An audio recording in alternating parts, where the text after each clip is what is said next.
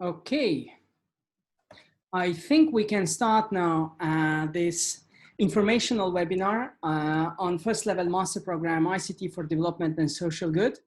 My name is Ron and I am a master's tutor and I work together with the master's team with ONG 2.0, and I will be first facilitating the intervention of guest speakers, and afterwards I will present the program and then try to answer to questions if any. So just before that, I would like to start with the good news. So the good news is that we have a date of opening of enrollments, and that's going to be starting on July 7th. If you go to our website, ICT for Social Good Master.eu, and my colleagues, Celia and Anna, who are also looking at question section and live streaming, they will share the link. So you will find all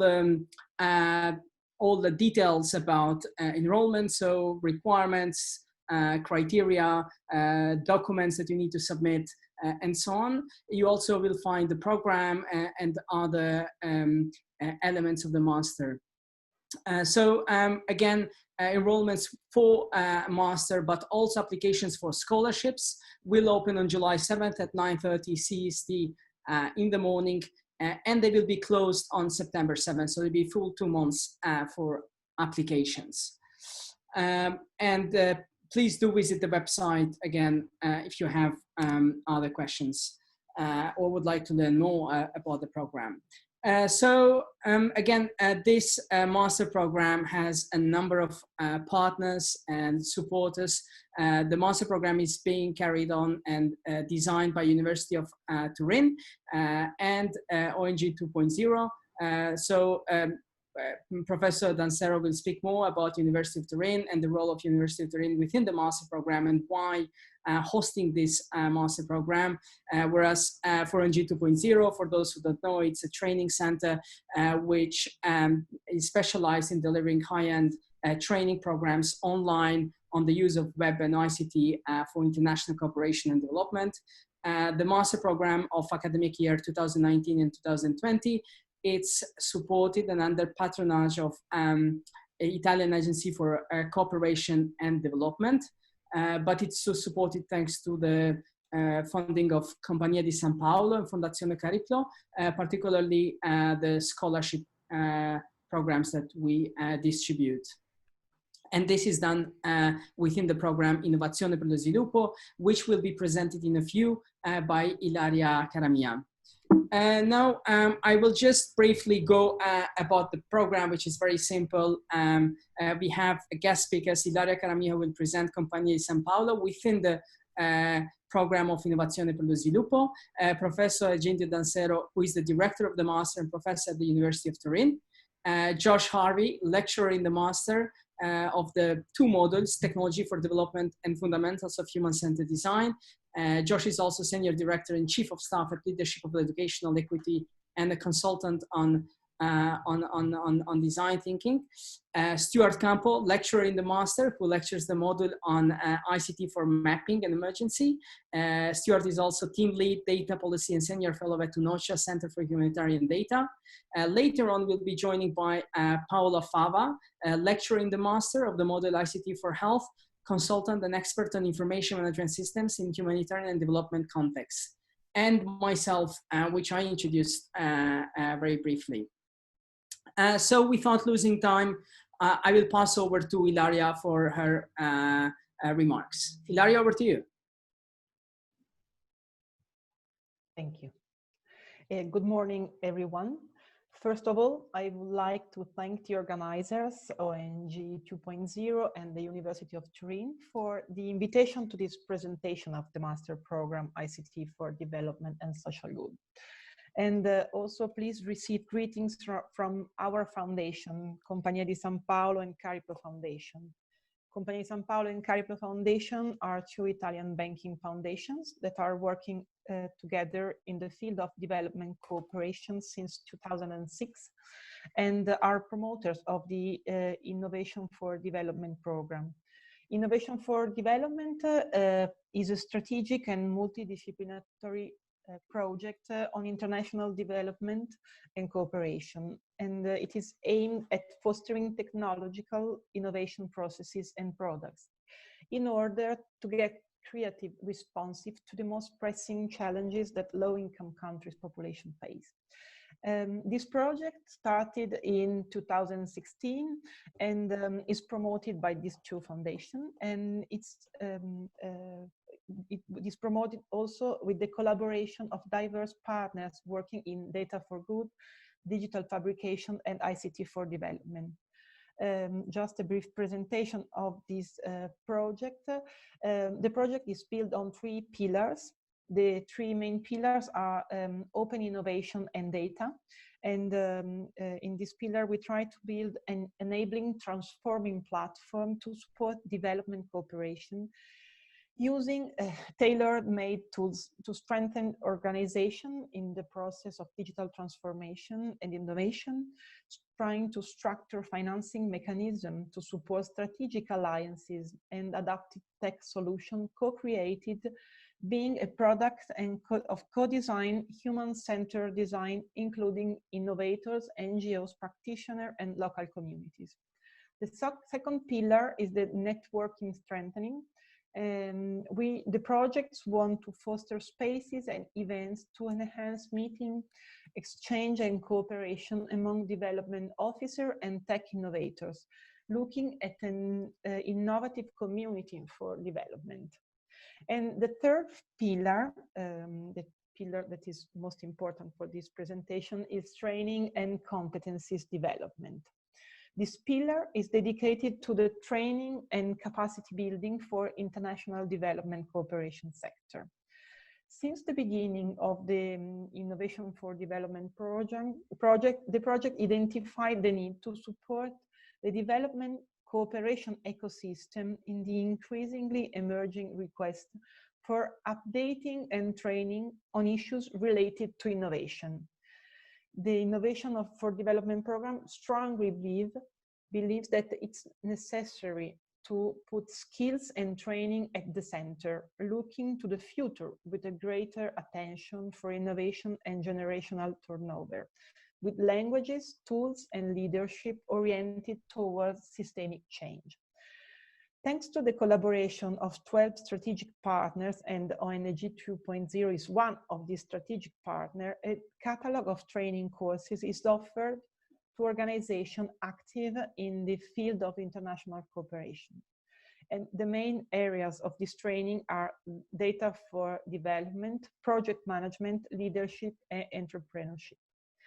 But since the beginning of the project, we started a collaboration with ONG 2.0, and the program decided to support the effort that ONG 2.0 was doing in designing high-level training. And we were interested in supporting all the effort they put to design innovative distant learning training focuses on ICT for development, dedicated to the ecosystem of the international cooperation.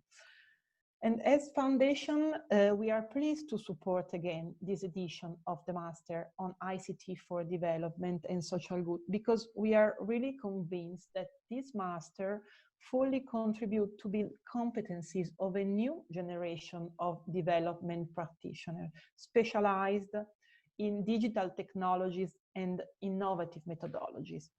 And also this master is that is promoted by ONG 2.0 and the University of Turin is the first master that put together international development cooperation and ICT for development and social good. And this is really important for the new generation of development practitioners.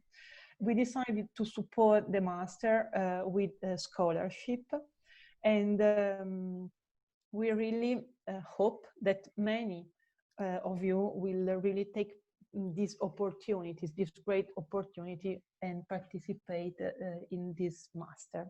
Thank you. Thank you very much, Ilaria, for your kind words.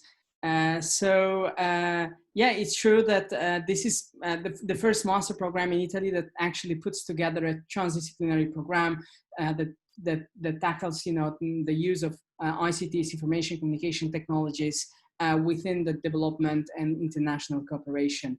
And I think I would like now to hear a bit more from Professor Egidio Dansero, who has been heavily involved in the master, also as a director of the master, but also the perspective that, you know, from the University of Turin, how hosting this master program.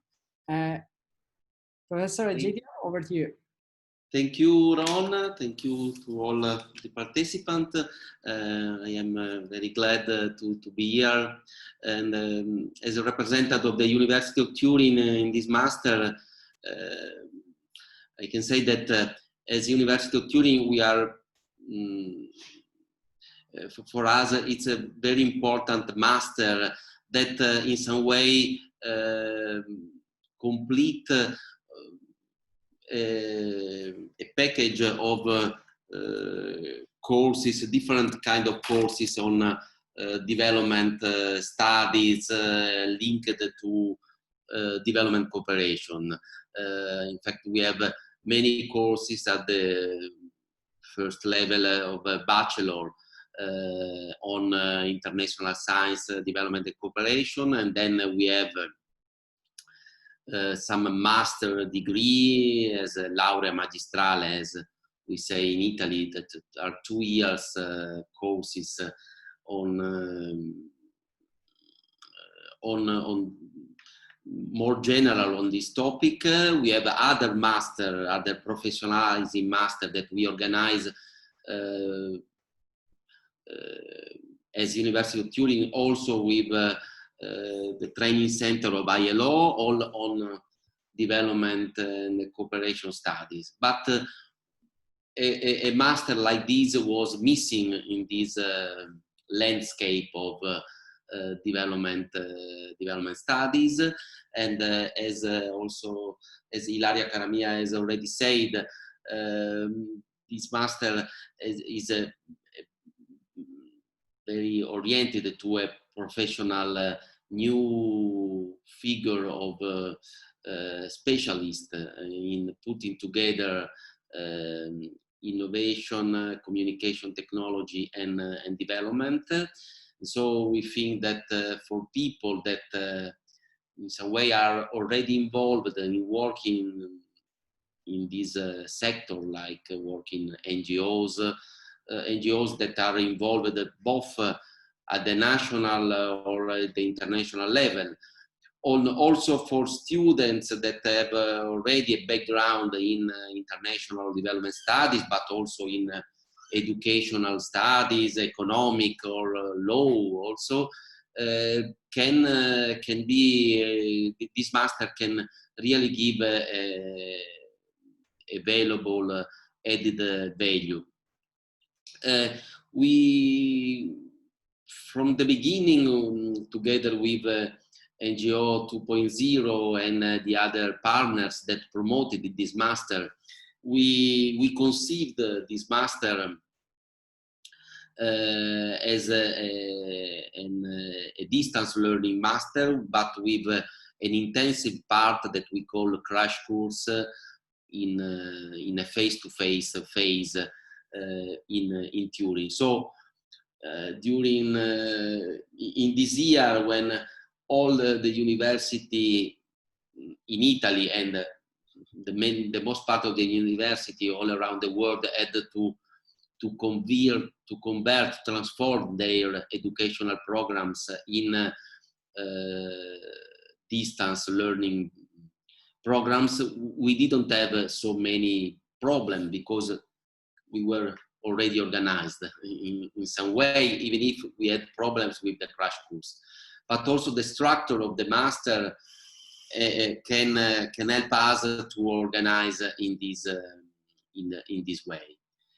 And so, and also we really hope that you can have the opportunity both to take part to the distance learning part of the master, but both to take part to the crash course in Turin, so taking advantage of this learning environment that we can say that in Turin we are creating together with the university, but also cooperating with the Compagnia di San Paolo, with the NGOs world, with all the international organizations that are based in Turin, that are the training center of the ILO, the Staff College of the United Nations, the UNICRI, the European Training Foundation Office, and many other organizations, and also the Polytechnic of Turin.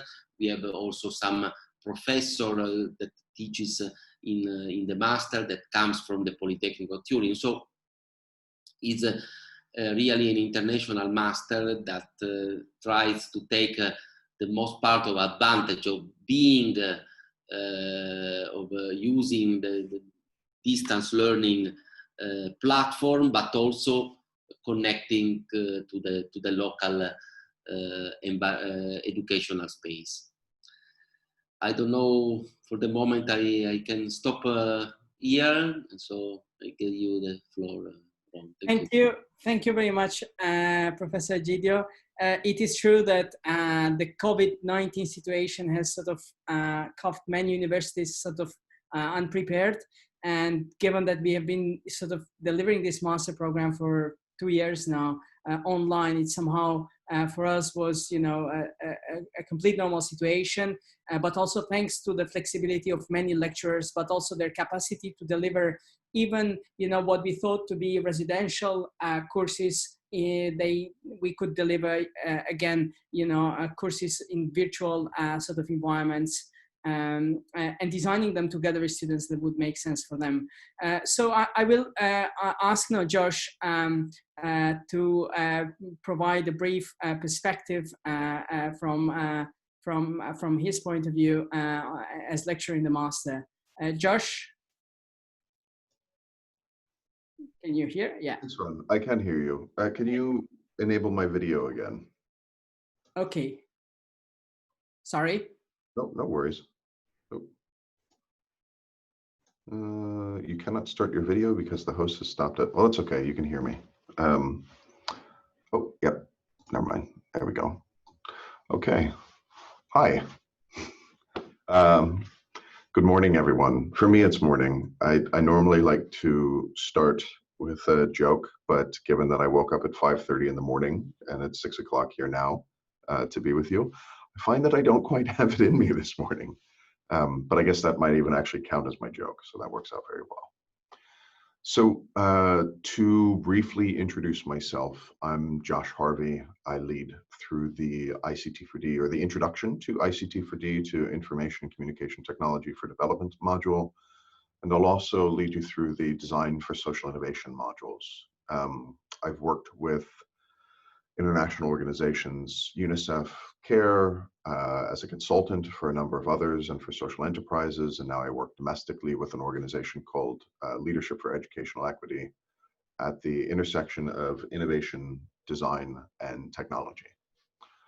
I am preoccupied professionally and academically and personally even with this question of how we discover and solve the real systemic drivers of the challenges that we see made manifest in both development and now domestic contexts.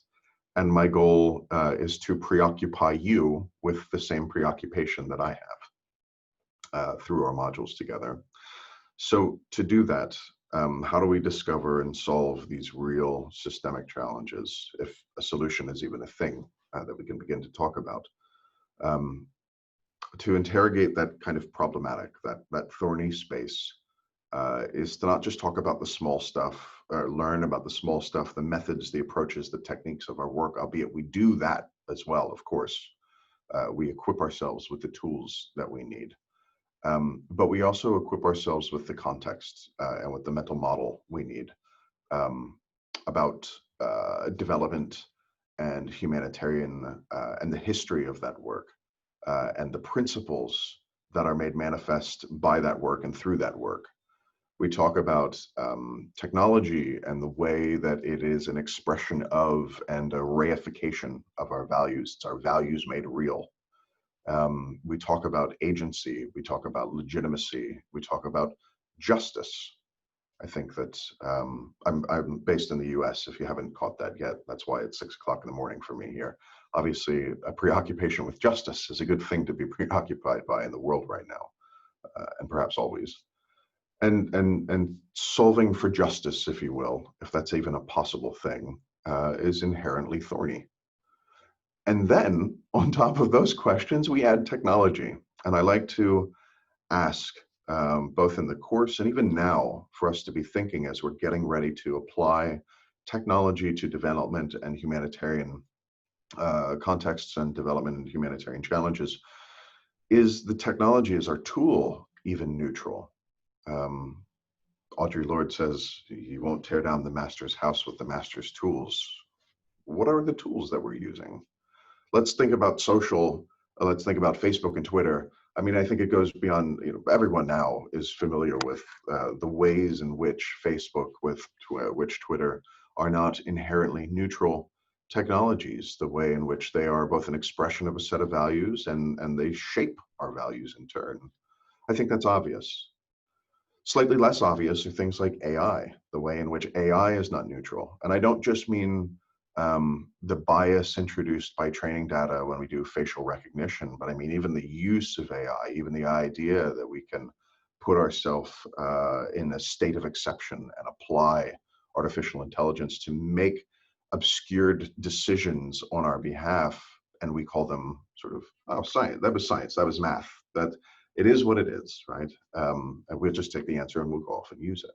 We know that's not true, right? We know that that's not how this set of technologies works. What about Zoom? Here we are on Zoom. Zoom is a great one. We think, right, it's like Skype. How neutral or how unneutral, not neutral could that be? But we have to ask ourselves the question when we're employing a set of technologies as development practitioners, is it actually a neutral technology? What values are being expressed? Should our communication be moderated by a private company sitting in Silicon Valley? Should a private organization be making money off of this conversation right now, off of academic work, off of humanitarian and development professionals talking to each other across countries? Zoom originally planned to roll out encryption only to paying customers, not to free customers, only to paying customers. And what does that mean about our valuing, the ways in which we value your privacy, the exploitation of your data, the availability or the transparency of your conversations to state actors, to non-state actors? What does that mean?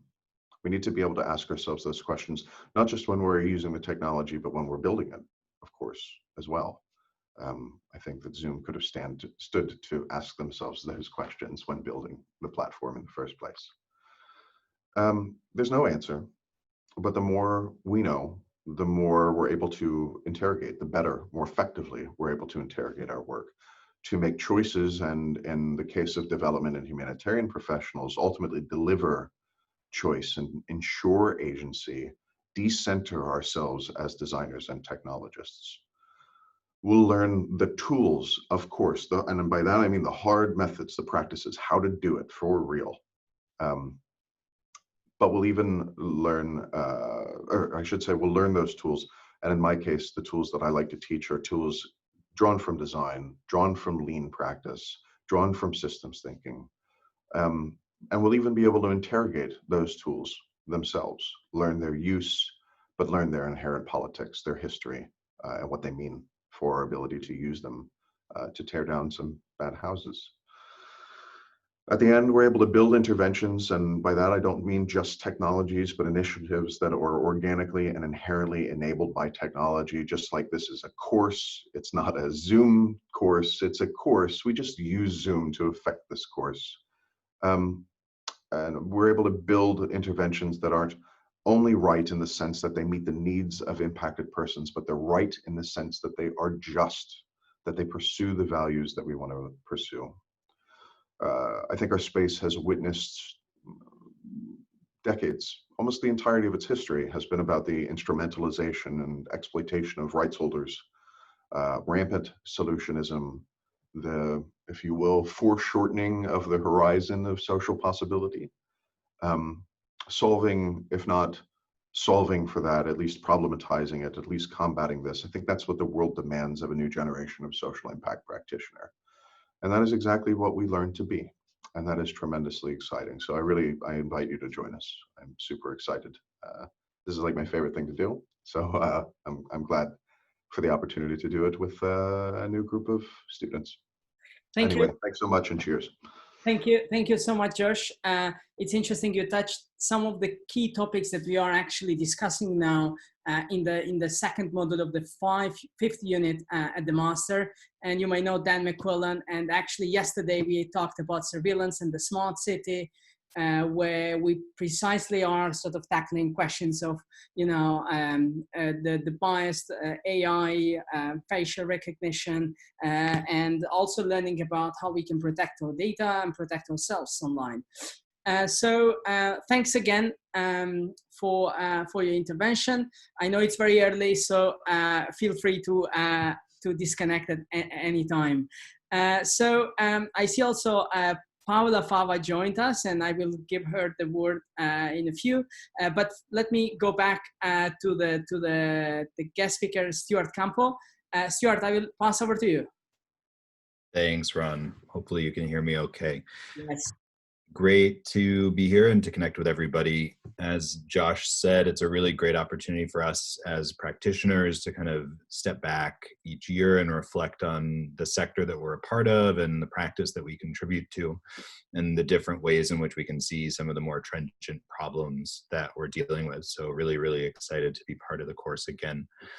It's also good for me to go after Josh, because in a lot of ways my module builds on some of the themes that he discussed, but in a slightly more focused way around one area of application, specifically looking at ICTs and mapping in emergency contexts. And the reason for that is not primarily to make sure that you all understand how to do that, but rather have a set of questions and then tools to answer the questions around whether and if so, how that should be done.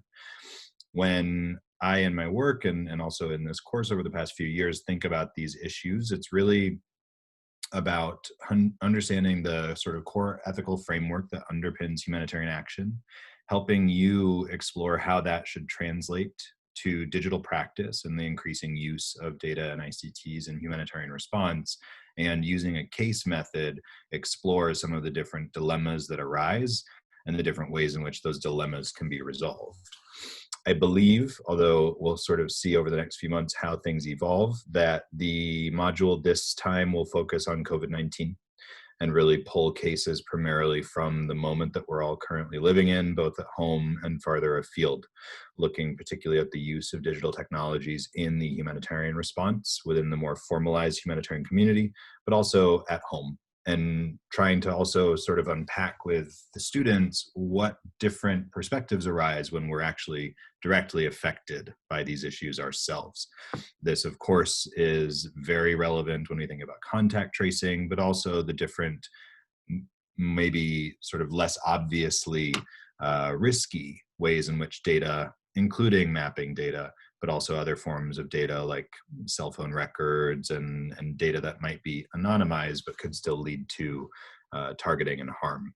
So we're really trying to think through this module about the ethical foundations, the dilemmas that arise, and then the ways in which you all can help us as humanitarians and policymakers sort of think more clearly about these issues.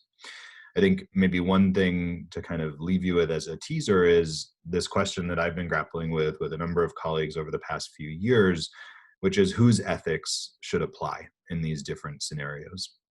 Josh mentioned the values of humanitarian action, and those values are coming up against the values of Silicon Valley and the move fast and break things attitude that has come to characterize the use and development of technology and innovation underpins, I think, a different approach and ethos to delivering assistance to those most in need than what we're used to and what we can accept. So by the end of the module, you should be able to kind of interrogate these questions more thoughtfully and come to your own conclusions about what is right, whose values and ethics should apply, and what that looks like in practice. So really looking forward to connecting with those of you who enroll in the course, and wishing everybody a safe and healthy summer ahead. Thank you very much, Stuart.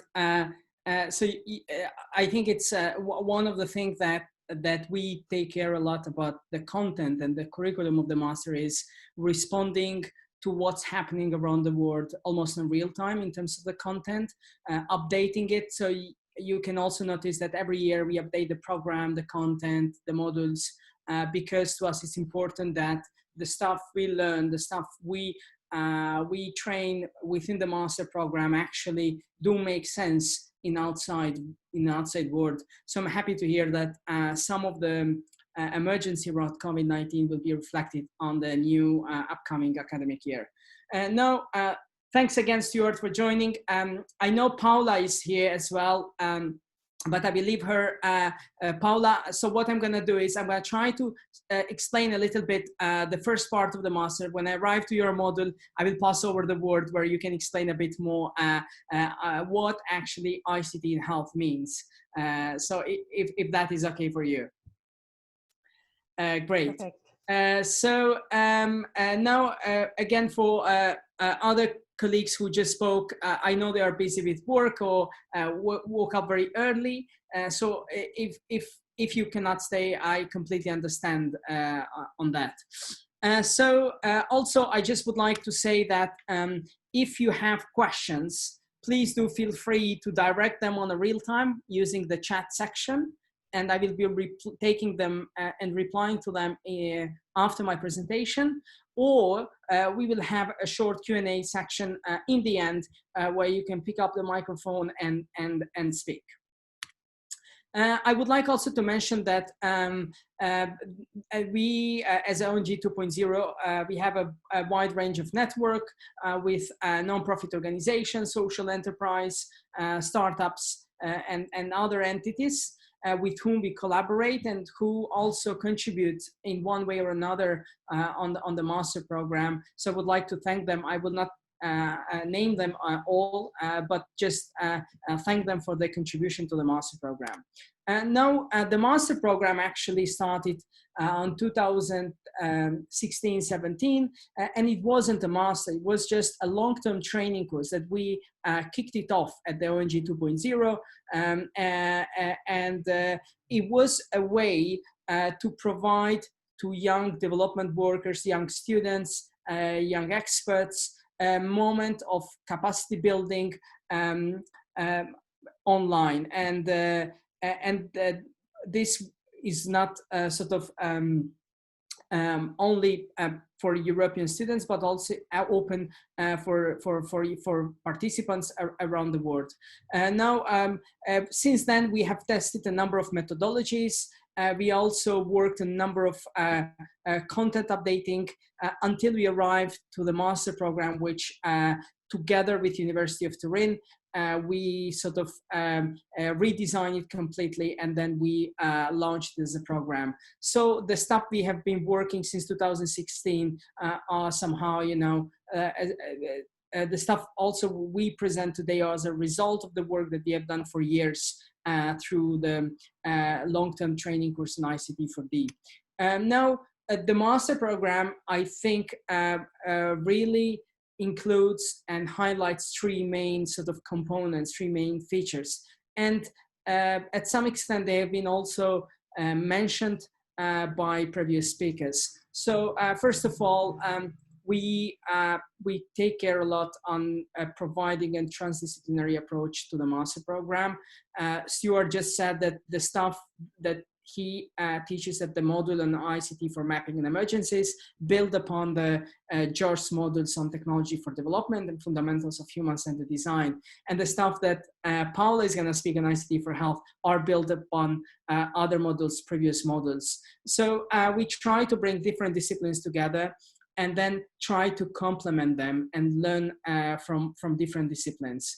Because we think that having a transdisciplinary approach is important in today's development work. Working myself with UN agencies and other international organizations, I can understand how important it is that a development worker is not only specialized, or better say, it's specialized in one field, but actually understands how to appropriate and how to contextualize that field within other disciplines. Another feature that we pay a lot of attention is practical work. So we dedicate a vast amount of time and hours both on online lectures and also residential crash courses, the practical work. And that means learning a specific tool. And Paula is a great example when working with students on what are some of the apps that can be used for health. Learning about privacy, learning about artificial intelligence, but on data visualization and so on and so forth. But this doesn't mean that we are building software developers or programmers. We are not building in this master program software developers, but we are building development workers who actually understand very well the technology, looks it from a critical lens, knows how to appropriate it and contextualize it in specific projects, but also have some practical skills to apply on various tools. And the third feature is theoretical critical learning. So Josh mentioned, the importance of themes like or concepts like agency, justice, equality. We have a full model on human rights and democracy. And we try actually, even from the first unit, which I will be explaining in a few, to look at the relationships, at the world relationships and social relationships within the development sector. We cannot speak about water problem or agricultural problems if we don't speak about justice problems, about equality, economical equality problems. So we try to bring as much as possible a critical perspective to the theoretical learning within the master program. Now, when it comes to the objectives of the master program, there are 5 of them. The first one is to explore and review various local, national, international initiatives in the field of ICT for development, as well as critically analyze their impact in the world and their potential failure. It is important to emphasize that we speak a lot about failures, and we try in a number of modules to share or invite guest speakers who share their failures and also learnings from their failures, but also how you transform the failures into opportunities. The second objective is to equip students with theoretical knowledge and the new emerging frameworks and methodologies on the development and social innovation projects. And this is a lot also related on what we do in the first unit on project cycle management, on international cooperation. I would like to mention that most of our students come from diverse backgrounds. So students who have studied international cooperation, students who work already in international cooperation, students who have studied humanities, social sciences, and then we have other sort of type of students who have studied programming, technology, or hardcore science like physics, chemistry, but would like to enter into the world of the international development and cooperation. And what we try to do in the first unit actually is bring them together on the same page. And this is also replies through the second objective. The third one is to develop the practical skills of students and their ability to use, adopt, and reappropriate various new technologies, tools, and platforms for development. And this we do it again online, but particularly residentially through the crash courses. And I will be speaking at length in a few about the crash courses later on. And the last 2 objectives are to establish a community of practitioners and facilitate P2P learning process, and to immerse students in the fieldwork through the internship program, provide mentorship for development of final projects for each student. I know it's you might have a lot of questions about internships, or at least in the past, we have received quite a significant numbers of questions of internship, and I will make sure that that is explained very well on my presentation. So again, master program, it starts on 3rd of November, and it's 9 plus 3 months, and it ends again, the whole cycle, it's 1 year, it ends end of October 2021. And it includes a considerable number of internships, which basically aims to put in practice the work and the learnings you gain during the master program. All the lectures are online, and we have been sort of doing this for many years now. We particularly take care to interactive web training. That is that we don't have just lectures speaking, but within the online lectures, it's actually lots of group working, lots of assignment. That includes also lots of practical work using various digital tools. All the online lectures are recorded, and then they are shared immediately after the lecture with other students who could not join the lecture. And for this, we have an internal sort of university platform, the Moodle, where we have all the reading materials, slides, exams, and so on. And here is just a very quick glimpse of how the recording sort of lectures look like. So you have, for each unit, you have the modules, the playlist for each unit and module, where the students can go, watch the video recording, and then start discussing about that particular lecture or particular topic within the lecture. After each module, we do provide module assignments for students. These are not mandatory.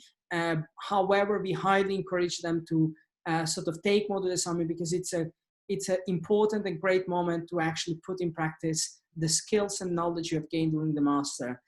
Again, we have an online internal space for collaboration, which is Moodle, and the crash courses and internship, which I will be speaking because I have a dedicated slides for this, are actually important part of the entire structure of the master program. Now, if you go to visit the website, you will notice that there are two different learning experiences, okay? So it's full master model, and then there is online only master model. And we do provide, thanks to Compagnia San Paolo and Fondazione Cariplo and their program Innovation for Development, we do provide scholarship for both of the models. But you can enroll also in both of the models. And there is a difference between them. Okay, so the full master model includes online lectures, which are held twice a week, usually Monday and Thursday, 2 hours each, and crash courses. And in total, that compile of 287 hours. The crash courses are held at the university campus in Turin. And then we expect students to dedicate about 550 hours of individual study. And then we have 450 hours internship, which are required by full master model students.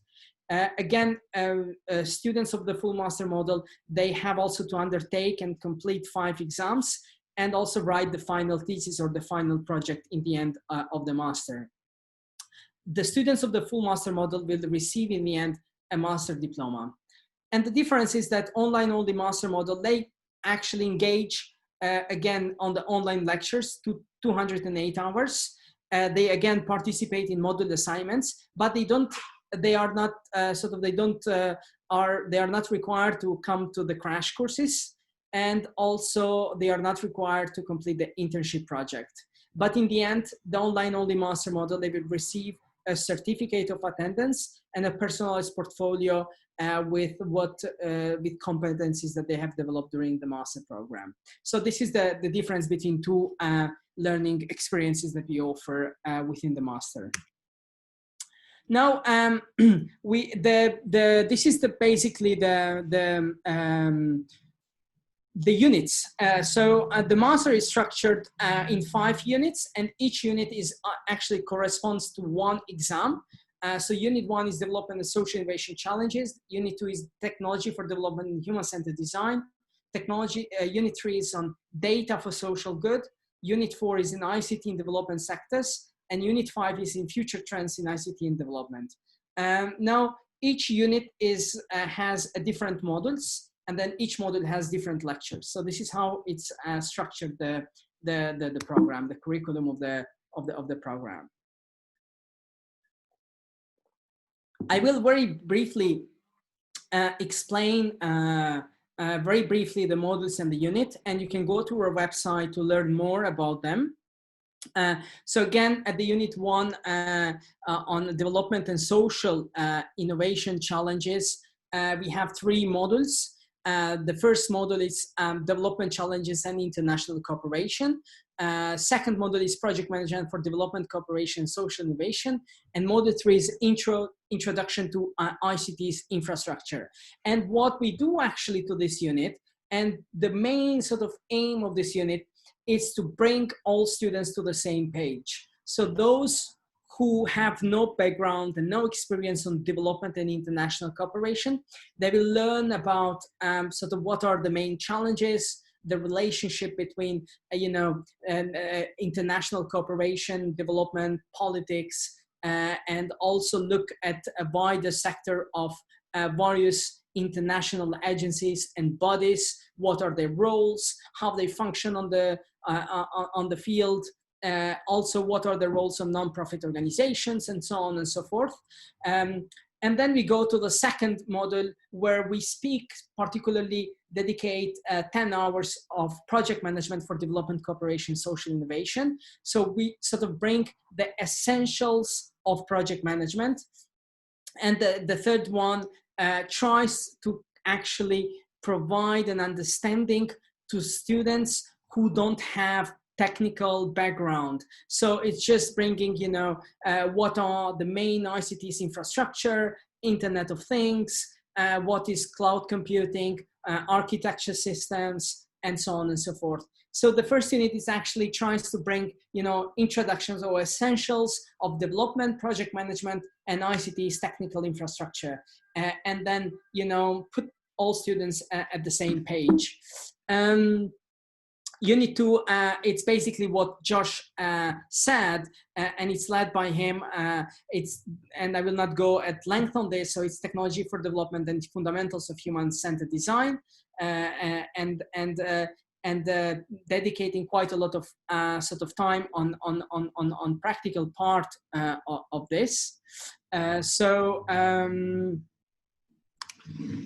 The Unit 3 looks at the ICT for data collection and ICT for mapping and emergencies. So basically, Unit 3 looks a bit the whole question of data, and we do this from different perspectives. The Module 1, ICT for data collection, looks also how data are collected on the web, what is the importance of collection, and then how you can transform this data into visualizations and then publicize this data. And we do this work with George Labre, and then Stuart Campo, who was the speaker, will look at ICT for mapping and emergencies in particular. Unit 4 is very particular unit because it brings different development sectors together. It's very comprehensive as well. So we have ICT for health, which I will pass in a few the word to Paula, ICT for civic engagement, ICT for agriculture environment, and ICT for democracy, human rights, and activism. Paula, I will just give you a word as an example of this unit to explain very briefly a bit your module. Yeah, sure. Thank you, Ron. Can you hear me? Yes, very well. Yeah, okay, perfect. I can share briefly my screen. Oh, maybe I need to be enabled to share my screen. But yes, I asked my colleague Silvia if you can make a co-host, Paula. Okay, so now you should be able to. Okay, perfect. Thank you. Okay. Well, first of all, thank you for inviting me to this webinar and present quickly, just say a few words about the master module I will be coordinating and running. So as a background, just a quick introduction, I'm Paola Fava and I'm a trained biomedical engineer, but I've been working in the field of international cooperation for over 10 years now. So, and particularly supporting on the development of information systems, and so development of also mobile and web applications for the development sector, with particular focus on health. So yeah, as Ron said, I'm very happy to participate to this course, because we try always to, and to the master, we try to connect modules and to make sure that the students have a possibility to learn across module, but also take the same knowledge and practice it during some specific exercise and sessions. And that's what so we do have an introduction about health information systems, and for those that maybe are less familiar with health topics. But also we try to engage in a participatory design approach, as it was mentioned, through also different other courses. And then we get into details of examples and case studies of health applications in the development field. And as you have probably noticed from especially the last health emergency on COVID, we do have a lot of example where mobile app or ICT tools can be applied to the health sector. So we go from simple data collection to monitor patients remotely, and to monitor the disease outbreak. So we try to be up to date as much as possible, and I think the idea is to share this knowledge and experience with you. Also, we'll be discussing about applications and tools coming from the field. So with experiences from the local communities, tools might be deployed and developed.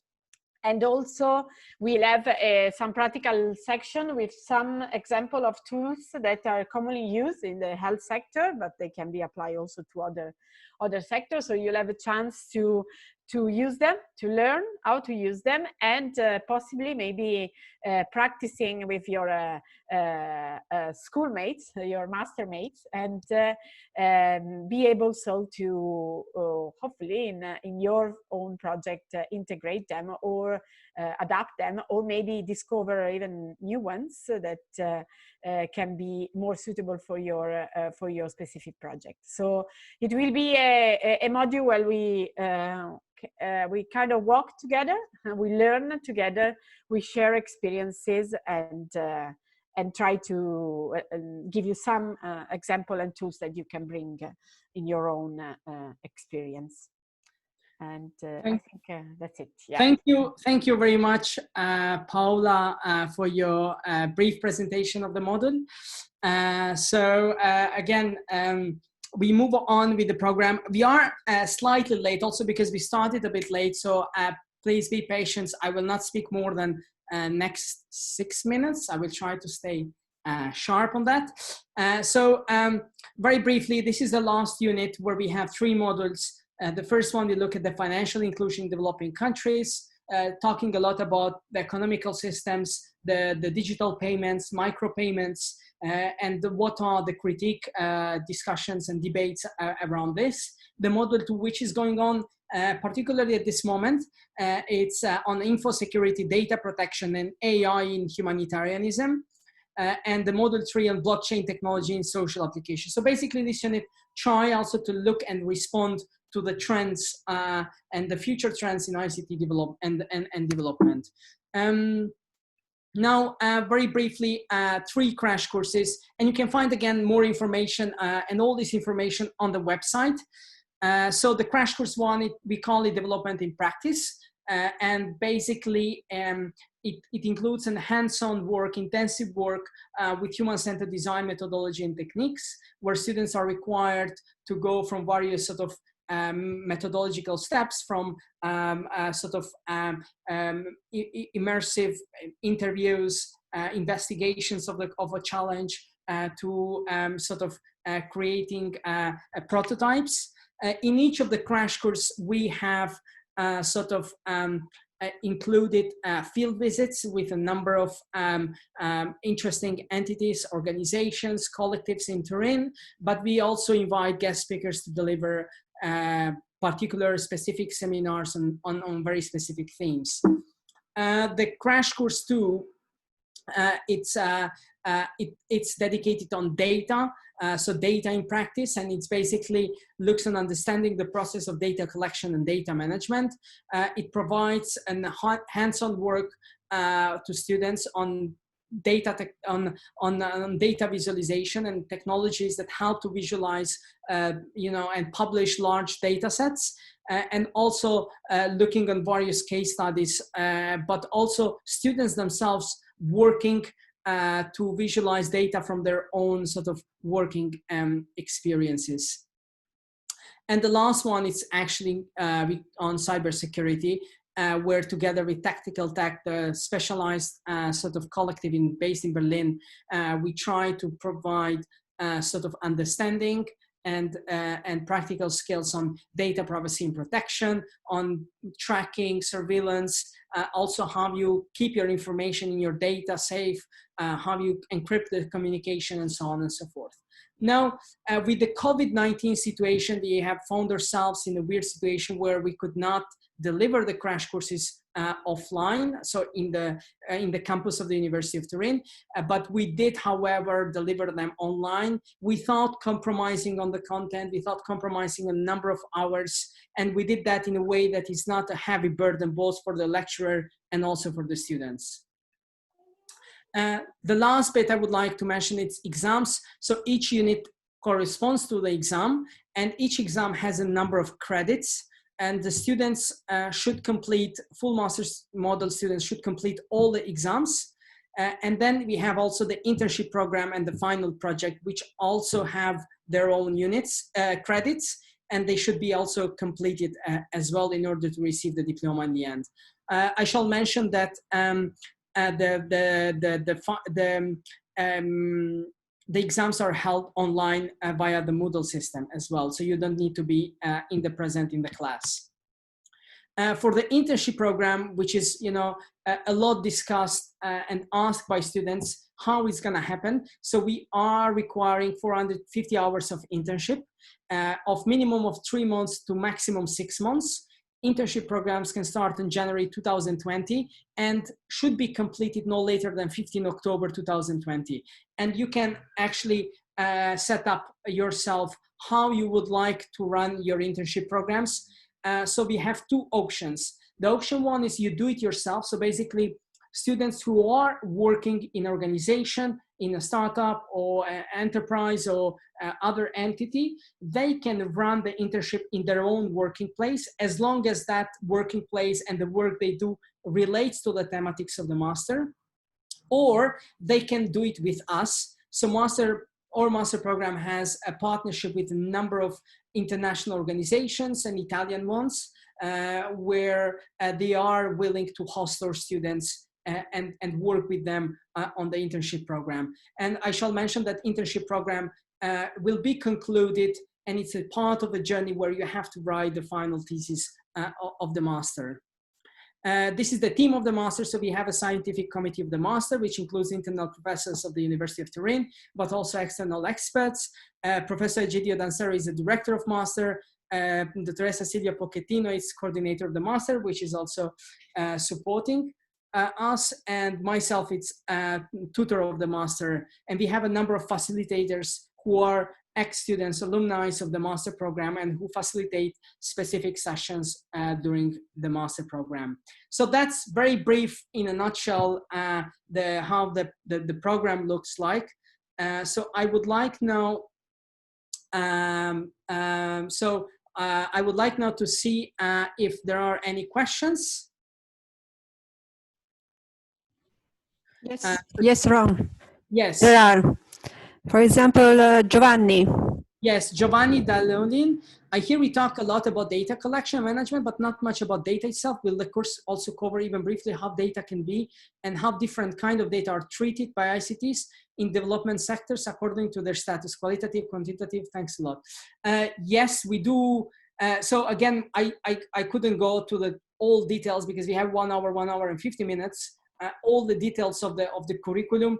But yeah, we do talk a lot about data, but also data from different perspectives.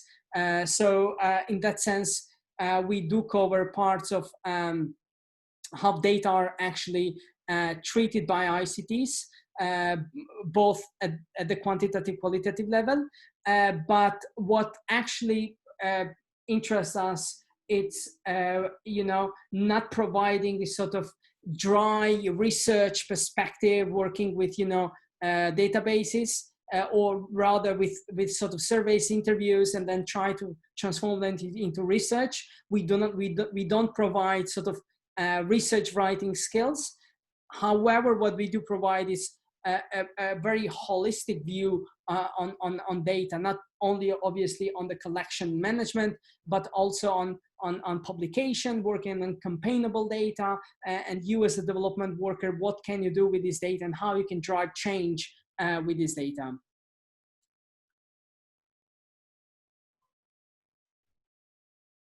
Other questions? Okay, yes, the question, Abubakar. Abubakar is a technical consultant in ICT for you, okay? And especially it's more 6 years in the digital development field. Just to say, I have a little experience with practical side, but I'm more interested to have master degree in ICT for D, and that will quite difficult to attend the course on site. So Abubakar, again, yes, you can enroll it. If you cannot attend the physical residential crash courses, then we suggest to take the online only master model, where you could follow all the online lectures part. So there are 208 hours. And I think, if I'm not wrong, there are 64 lectures over a course of 9 months. Again, it's a large amount of information and learning to be done there. So in that sense, if you cannot attend the crash courses, then we suggest you enroll for the online parts, online only model. Okay, Giovanni wrote about scholarship. What do you want to know about scholarship, Giovanni? Scholarships. So again, on the website, which I will put it here on the screen.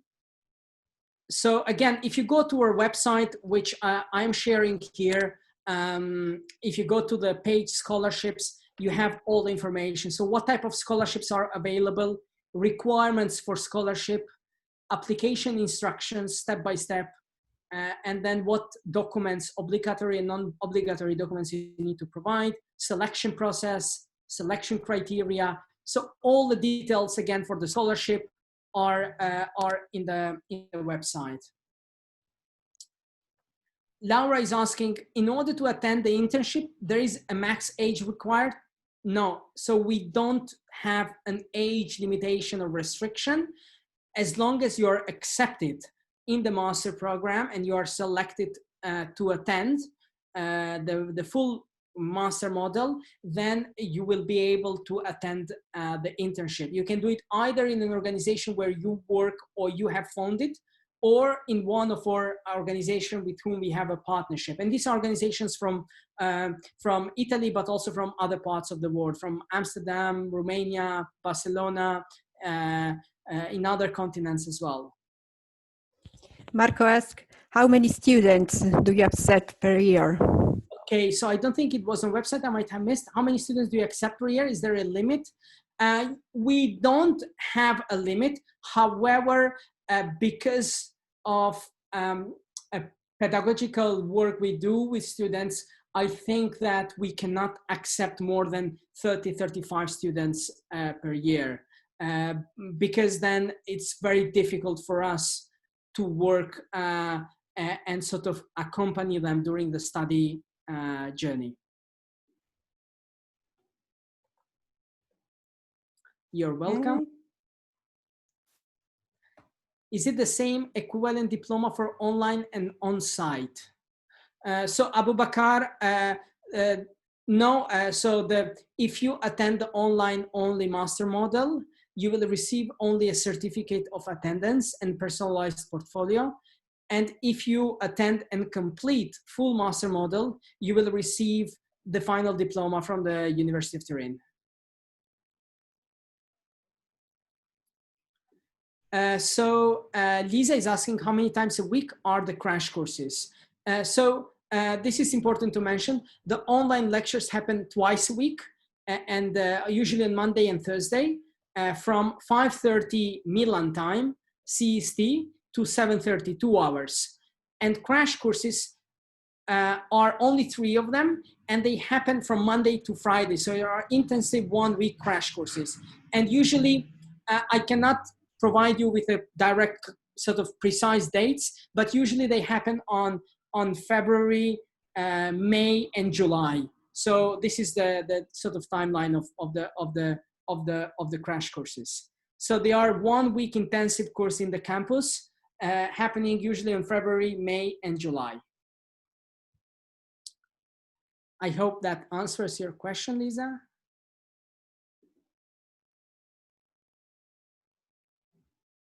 Other questions? Okay, Giovanni, thanks again. Are the organizations you are linked with to do internship the ones you showed before as partners of the master? Some of them, yes, and there are quite a number of them that are not part of that slide.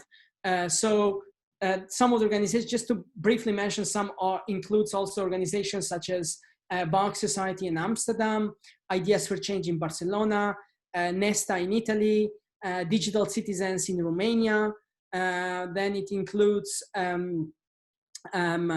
Open Data in Kosovo, UNICEF's Innovations Lab in Kosovo, and so on and so forth. So there are quite a large number of organizations and with whom we have partnerships that are not part of that slide as well.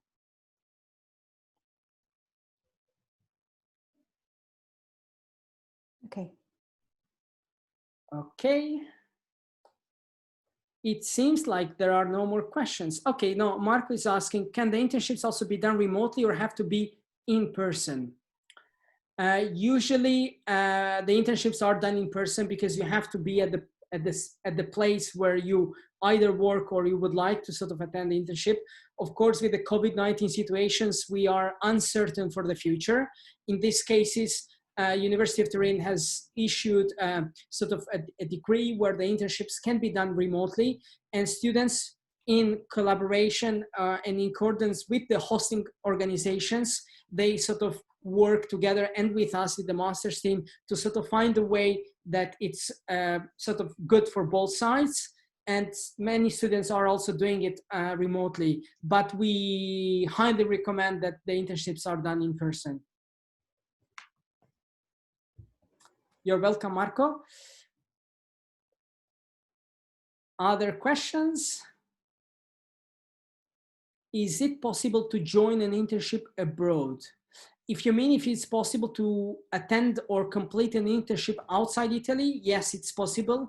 If you as a student would like to move in another country with an organization that we have partnership, and after the interview you actually, have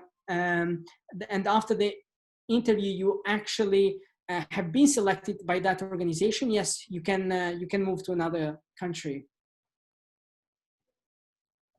Are the internships carried during the same period of the crash courses? So obviously, Giovanni is asking an interesting question. Obviously, yes, the internship are carried on during the period of crash course, because the crash courses start on February and then might end up on July, more or less. And during this time, you need to complete the hours of internship. However, all the students will be receiving sort of invitation letters by University of Turin, where we sort of invite you to sort of join, and that is sort of represented to working organizations, employment organizations, to sort of come to the crash course.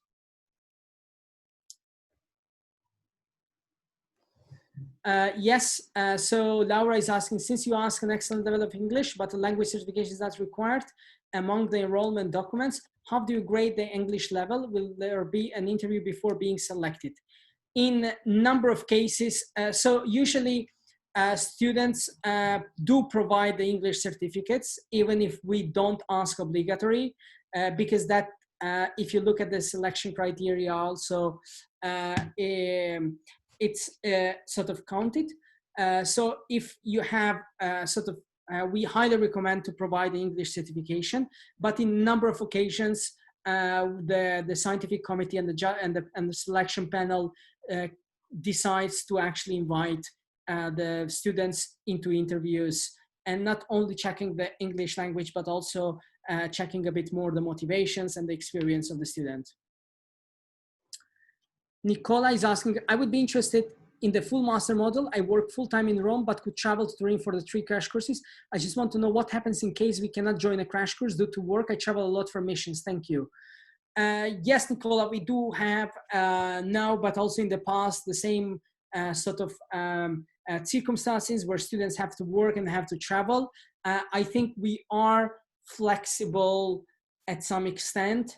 At maximum, yes, you can skip or miss in one crash course, but we sort of highly recommend that you attend at least 2 crash courses.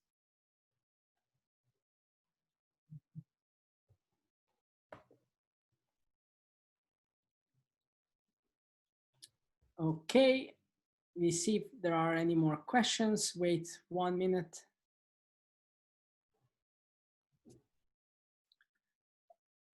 Again, on the website, ICT for social good master.eu, you can find lots of information about the program. Cecilia is asking, do you necessarily need the magistrale degree to attend the master or not? So if you go to the enroll section of the website here, you will find that requirements for enrollment. Candidates who wish to enroll for the full master model must have a bachelor degree from an accredited university. This is very important because we had in the past cases where students were sort of enrolling from other countries, from other continents, and you need to check if university is sort of accredited and it's recognized by higher level education of the University of Turin. And it's a specific office, international students office in the University of Turin who checks this. But Cecilia, to answer your question, you don't need to have magistrale, so you need you need to have a BA degree.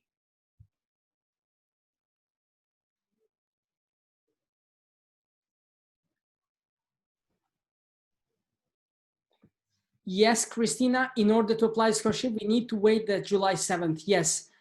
So the scholarships, the applications for scholarships, but also enrollments with payment, they are open starting from July 7th at 9:30 in the morning. So you can start from that moment to send your application or enroll, and then we will be in touch with you and follow up.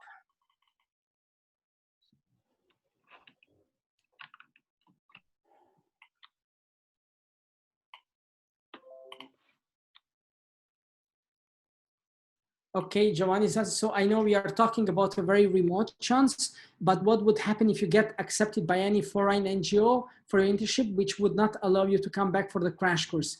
Or if it would not be very economically convenient to come back from a very far away country? Well, Giovanni, I think we cannot respond now to all the scenarios.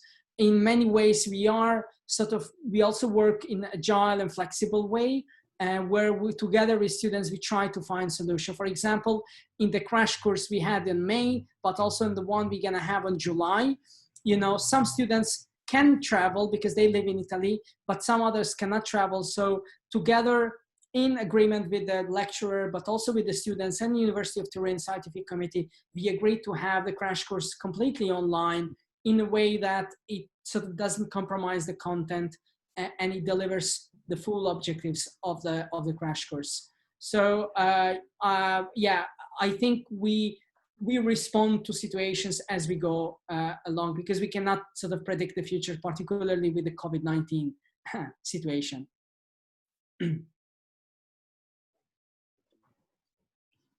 Okay. I think we close it here unless there are other questions or comments. Okay, so last question from Marco. Applicants will be notified of the result of their application via the website of the University of Turin, where all the results will be published. Does that mean that all applicants are informed at the same time? So Marco, again, once you submit your applications, we will get in touch with you, and we will provide you also a timeline of what's going to happen next.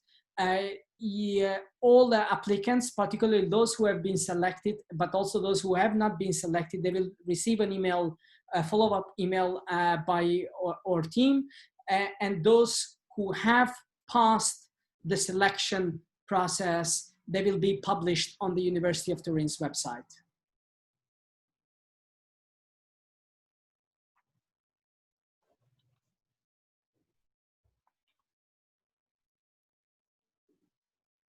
Okay, I think we close it here. And again, thanks a lot for everyone who joined and who stayed quite late.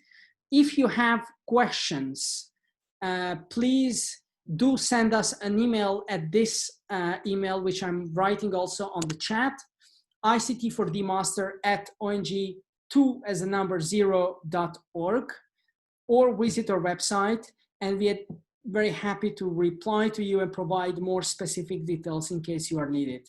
So thanks again for everyone who joined, and also thanks to the guest speakers. Some of them are here still for their contribution, and I hope we answered to your questions and doubts and questions. So thanks again.